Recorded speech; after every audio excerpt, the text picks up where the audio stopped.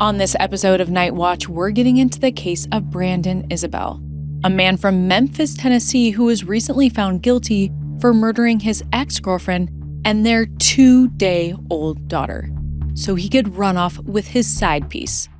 Let's get into it. Breaking news is first at 6 tonight as a jury hands down a guilty verdict in the Brandon Isabelle trial.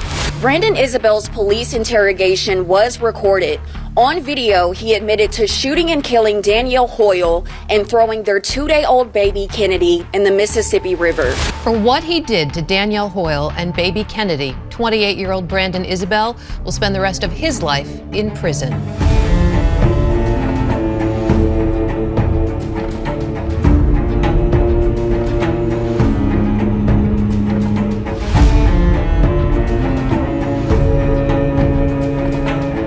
Hi, I'm Katie Ring, and this is Crime House Daily, your weekday true crime companion.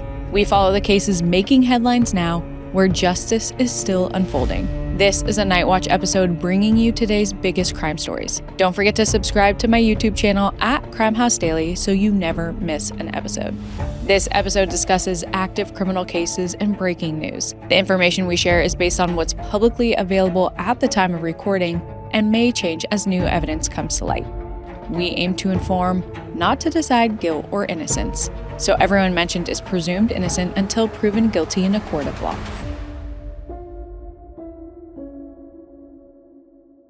Tonight, we have a devastating and twisted case on our hands.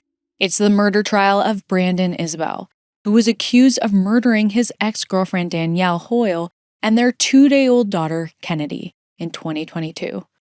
On September 30th, 2025, after a 2-week trial, a jury in Memphis, Tennessee found the 28-year-old guilty, and he was sentenced to life in prison. But that's not where the story ends. On November 12th, he'll return to court to be sentenced on numerous other charges related to the abuse and mistreatment of his 2-day-old baby leading up to her death. Before we get into the heinous crimes, let's begin with who Danielle Hoyle was and her hopes for motherhood. It's 2020 and Danielle is a regular churchgoer and is also a star employee at a FedEx in Memphis. This is where she meets a coworker named Brandon Isabelle. Brandon has also been given awards for his excellence in the workplace. In 2021, 27-year-old Danielle and Brandon begin dating. But Brandon has a secret. He tells Danielle that he's separated, but he's very much still married. Unaware of the truth, the two keep dating, and Danielle has no clue about the other woman. But then in June of that year, Danielle gets some exciting news. She's pregnant, and she is thrilled. Danielle has a daughter from a previous relationship, and she can't wait for her to become a big sister. Danielle's mom, April Campbell, is also extremely excited for her daughter. She has always been there for Danielle and her daughter, and she told Danielle that she would help out when the new baby arrived. Overall, it's a really joyous time for Danielle and her family. However, there is one person who wasn't too happy to hear the news, and that person is Danielle's baby daddy, Brandon. He's more focused on his other girlfriend, another FedEx employee named Artisha Stewart. But Artisha doesn't want to be in a relationship with someone who's having a child with another woman, because she thinks things would become too complicated. She tells Brandon about her doubts, but he tries to convince her they would work it out. Brandon is head over heels for Artisha, and even though they haven't been dating for very long, he is thinking about proposing to her. Let's just say he doesn't want anything getting in the way of his new relationship. Artisha is hesitant, but she agrees to try and make their relationship work, and asks Brandon to get a paternity test to make sure he's really the baby's father. There's no record if he ever did, but on January 30th, 2022, Danielle goes into labor. With a baby about to be born any minute, Artisha finally tells Brandon the inevitable. She thinks they should end things. She sent him a text while he was in the hospital with Danielle. Unfortunately, Danielle's mom, April, couldn't be there because of the COVID restrictions, so he was the only one with her. But instead of supporting the mother of his child, Brandon is glued to his phone, trying to persuade Artesia not to break up with him. Regardless of what Brandon wanted, the baby is coming. And on January 31st, 2022, a sweet baby girl named Kennedy enters the world. Doctors say she is healthy, and Danielle is overcome with joy when she holds Kennedy for the first time in her arms. But Brandon is not so excited. He leaves the hospital right after Danielle gives birth and heads straight to Artesia's house to try and convince her to stay. And while Brandon is running around, Danielle is focusing on recovering from labor. And on February 1st, she and Kennedy are released from the hospital and they leave to stay with her mom, April. At this point, Kennedy is only 2 days old, and her family members are completely enamored with her. But they are only able to spend about an hour with her before Danielle leaves to go see Brandon. He says he has some clothes for baby Kennedy and asks to meet with Danielle in the Whitehaven area of Memphis to hand them off. It looks like he may not want to be an active father, but he is at least putting in some effort to provide for his daughter. Danielle agrees to the arrangement and brings Kennedy with her so that her daughter and Brandon could spend some time together. Danielle puts Kennedy in her car seat and heads to the meeting spot. When she gets there, she doesn't see Brandon, but she gets a text from him telling her to drive a little further down the nearby road. It's not the safest neighborhood, but Danielle is already there, so she follows Brandon's instructions. And eventually, she sees his car parked on the side of the road. When she pulls up, Brandon gets out of his car and walks to Danielle's passenger side window. But something isn't quite right. Not only were the clothes he promised to bring his child nowhere to be seen, he has a gun. He pulls it out, aims it at Danielle, and pulls the trigger on the mother of his child 5 times. The bullets shatter the window and strike Danielle in the head and neck. Just like that, the young mother is dead, and the first step of Brandon's horrific plan is complete. Brandon drags Danielle's bloody body from the driver's seat and then leaves her in a nearby ditch. He then goes back to Danielle's car and grabs Kennedy with her car seat. He places the 2-day-old girl in his car, then drives away, leaving Danielle's car behind. Brandon drives to an area known as Mud Island, which is a peninsula on the Mississippi River in Memphis, about 12 miles from Whitehaven, where he had just killed Danielle. Brandon pulls up to a spot along the riverbank, gets out of the driver's seat, and opens the back door. Then he grabs Kennedy by her leg and throws his own child into the cold, dark river. The innocent baby girl is still wearing her newborn cap from the hospital when her father murdered her in one of the most cruel ways. Finally, Brandon pulls out the gun he used to shoot Danielle and throws it into the river as well. And the craziest part is that after violently murdering the mother of his child and his 2-day-old baby girl, he shows no remorse. He immediately texts Artesia and asks if he could come see her. She agrees, and on his way to her house, Brandon stops at a Walgreens to buy her a present. Before arriving at Artesia's house, Brandon does 2 things. He leaves Kennedy's car seat near a dumpster, and he sends a few texts to Danielle's phone. As of this recording, the contents of those messages haven't been disclosed, but it's clearly Brandon's way of trying to cover his tracks. Brandon might be thinking his actions were enough to make it look like someone else committed the crimes. But clearly, Brandon isn't the sharpest tool in the shed, because the amount of evidence he's left behind is shocking.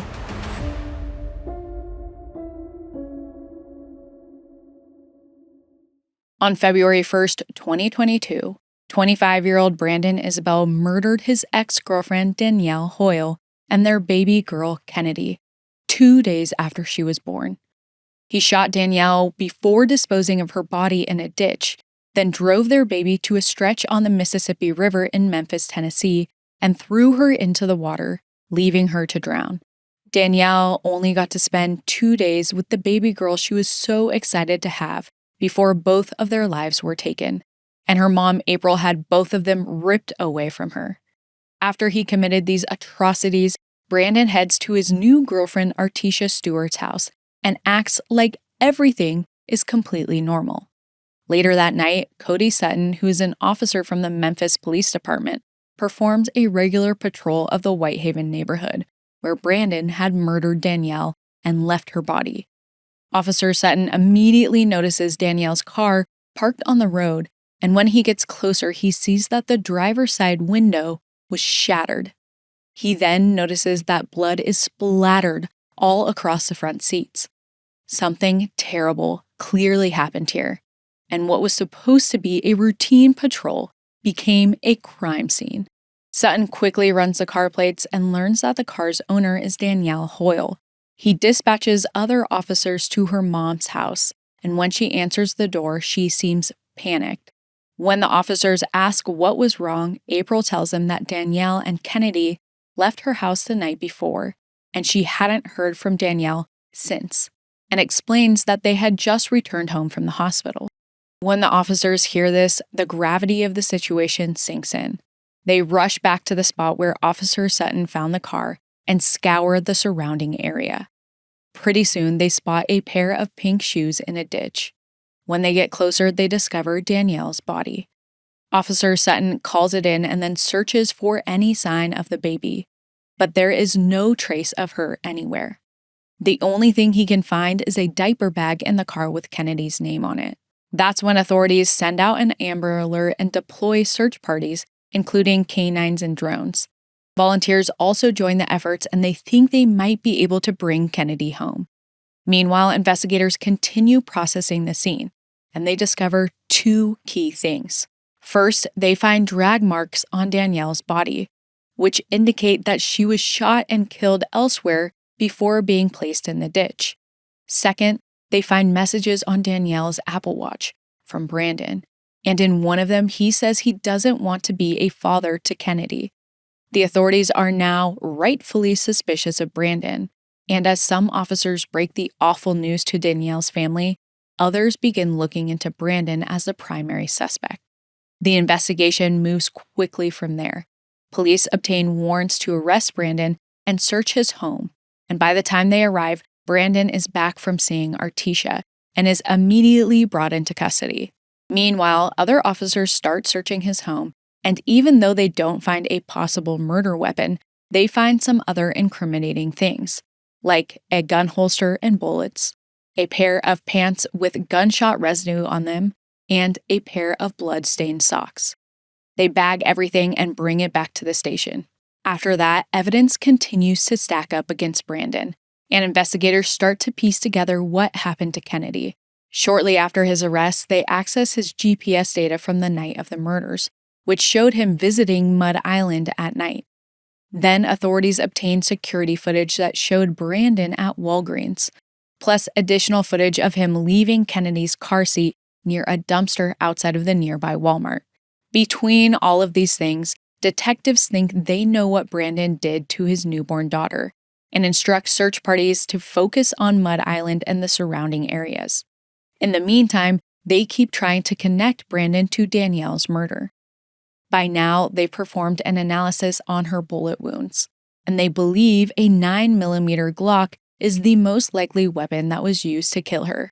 And while investigators still don't have a potential weapon in their custody, they do have something else that suggests Brandon was the shooter. A witness statement from none other than Artesia. She confirms that he owned the exact style of gun and carried it with him all of the time. It also seems like the holster and bullets found in Brandon's home are the type that could be used with this kind of gun.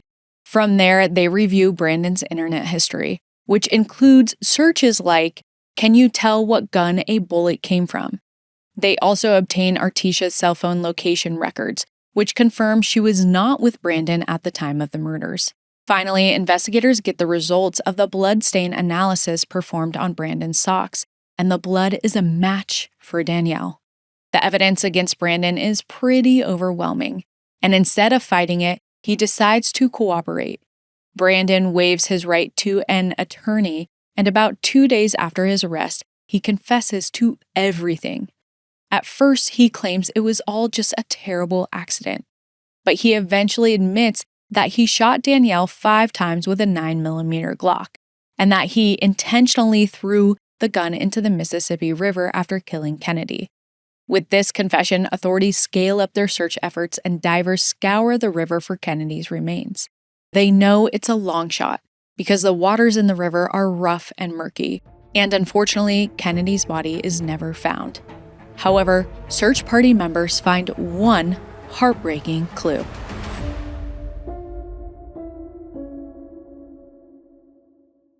A few days after Brandon Isabelle confessed to the murders of his ex-girlfriend Danielle Hoyle and their newborn daughter Kennedy, search party members scour the Mud Island area in Tennessee for any sign of the little girl's remains. Sadly, they can't locate her body, but while walking a grassy area a few feet away from the river, someone spots a potential clue. They find a small piece of fabric on the ground, and when they pick it up, they realize it's a newborn cap, the same kind that Kennedy was wearing when she left the hospital.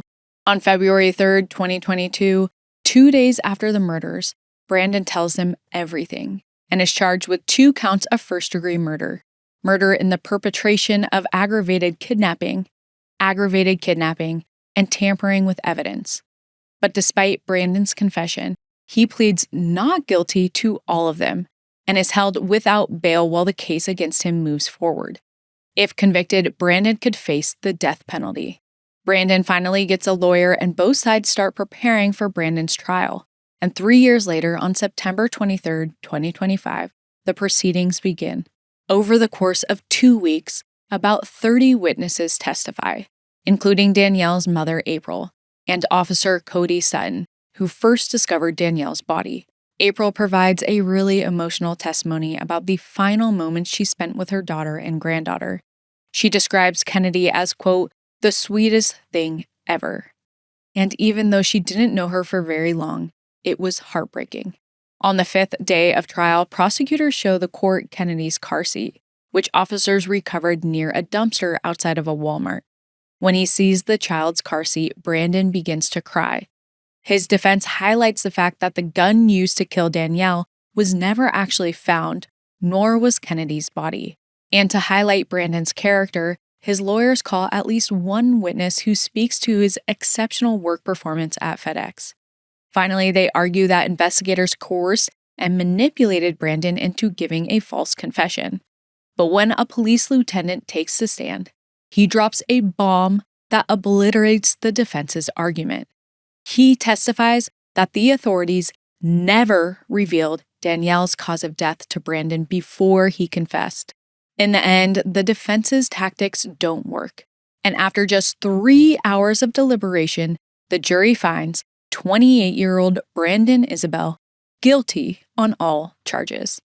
After the verdict is read, prosecuting attorney Drew Carpenter makes a powerful statement about the victims' lives, saying, quote, Kennedy Hoyle should be 3 years old. She should be growing, learning, getting into things, driving her mom Danielle and her grandma April crazy. She'd be too big for this car seat, but she's forever frozen in time. Not even 2 days old. Along with her mother Danielle, they're gone because of that man. At the beginning of this month, on October 1st, 2025, Brandon was sentenced to life in prison with the possibility of parole after 51 years for both murders. But his punishment doesn't end there. Brandon will return to the court on November 12th when the judge will sentence him for aggravated child abuse and aggravated kidnapping charges. And we're on standby to see if Danielle and baby Kennedy will get the justice they deserve. The Crime House team is monitoring the situation and we'll be sure to bring you all of the major updates. As for Danielle's family, they're satisfied with the consequences Brandon has received so far. April Campbell will continue to raise Danielle's oldest daughter, who still grapples with the sudden deaths of her mother and baby sister. After Brandon was convicted, April said it was the first full night's sleep she'd gotten in years. She said, quote, I actually slept, and it kind of felt good. Kind of got like a little release yesterday. To hear that verdict, guilty on all 5 charges. I'm just happy he's going to prison and he's going to be gone. All he had to do was walk away. My baby gave him an out, and all he had to do was stay gone. To this day, as of this recording, neither Kennedy's body nor the gun have ever been found. but police have asked for anyone with knowledge of where her remains might be to call the Memphis police at 901-545-2677 or Crime Stoppers.